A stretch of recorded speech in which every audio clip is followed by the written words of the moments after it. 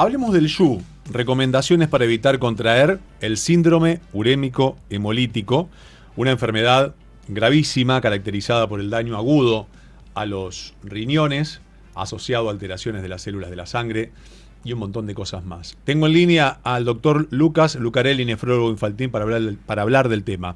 Doctor, ¿cómo le va? Sebastián Shapiro lo saluda acá en Duplex. Gracias por atenderme. Buenas tardes. ¿Qué tal? Buenas tardes, Sebastián. Muy bien por acá. Muy bien. ¿Cuáles son los síntomas que presenta el YU y sus principales vías de contagio?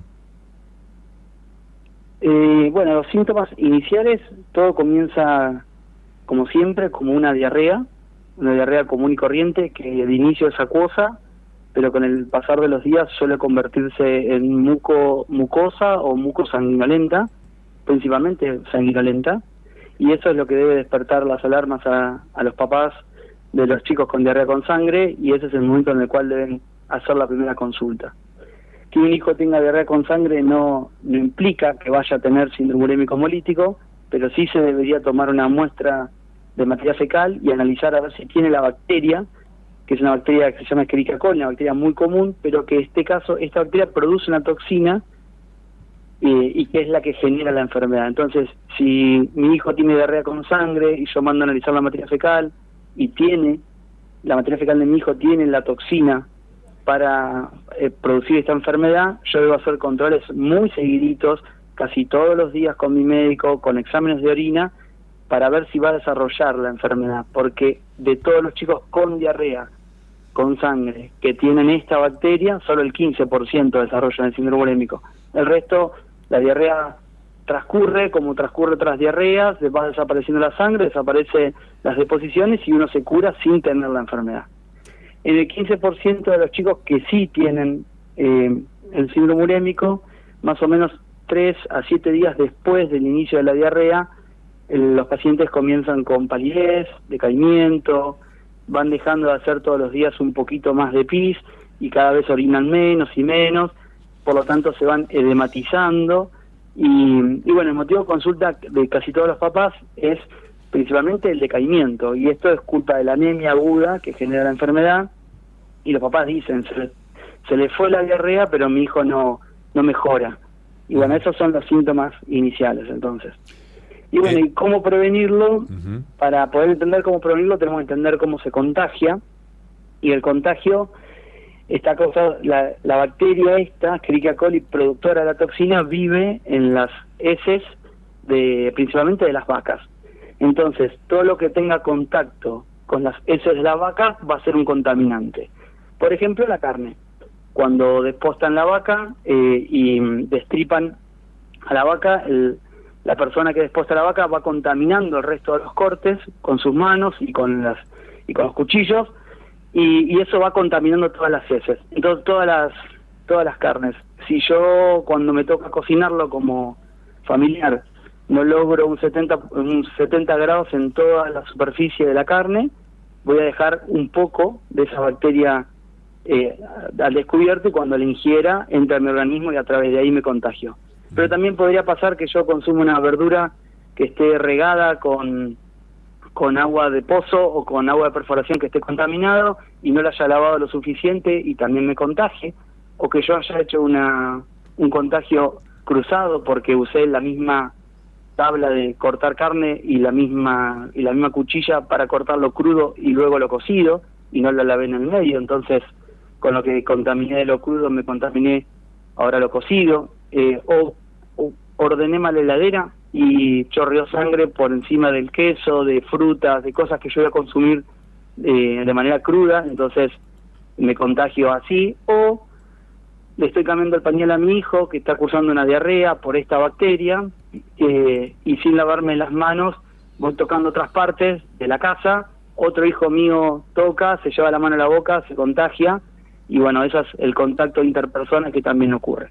Así que los contagios son variados, y hay que entender el ciclo, es que entender que esto vive en la materia fecal, entonces todo lo que uno pueda tocar, esté contaminado con esto, podrá ser signo o riesgo en realidad de infección.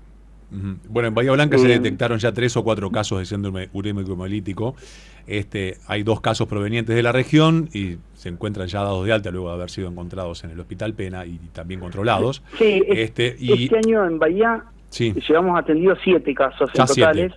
Sí, este año llevamos 7 casos en totales. De Bahía Blanca, 1 solo fue.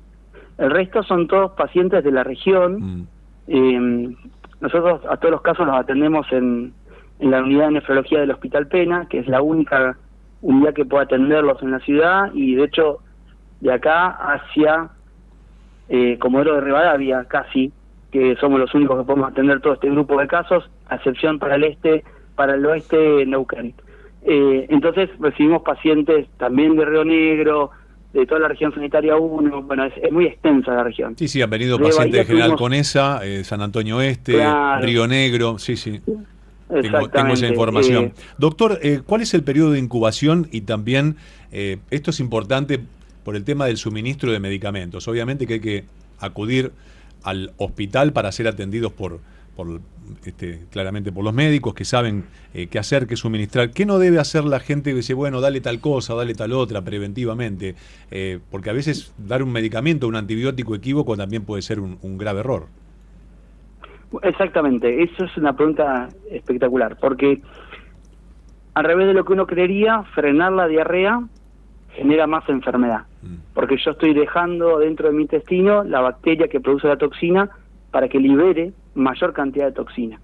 Entonces, no damos nada ni para frenar la diarrea, y tampoco damos ningún antibiótico que mate la bacteria, porque la toxina está dentro de la bacteria, entonces va a liberar más toxina.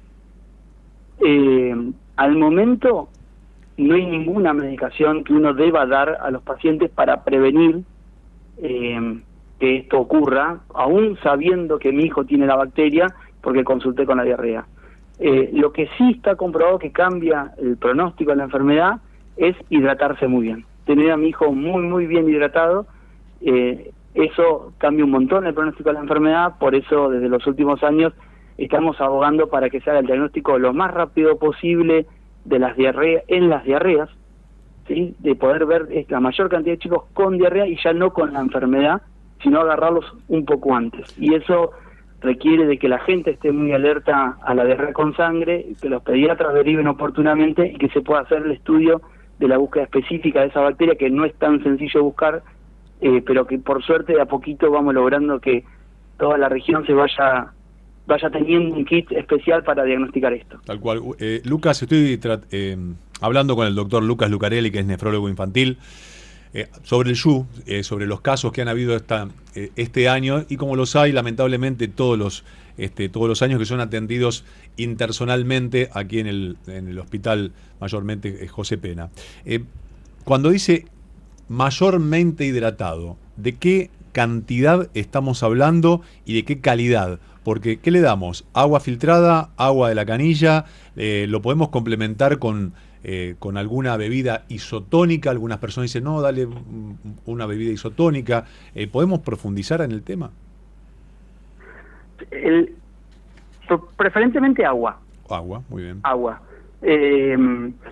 Todo lo que es jugos, gaseosas, bebidas isotónicas, no son demasiado útiles. Las bebidas isotónicas son muy buenas para rehidratarse después de la actividad física, después de lo que uno perdió por sudor. Pero en el caso de las diarreas, uno no pierde, a veces no pierde tanto sodio como cuando uno pierde corriendo. Entonces, agua nos funciona excelentemente. Pero también si uno tiene un paciente con diarrea con sangre, a veces es también tenerlos bien hidratados, a veces implica una hidratación endovenosa, porque son muy poquitos los pacientes que tienen diarrea con sangre. Esto es una población muy chiquita.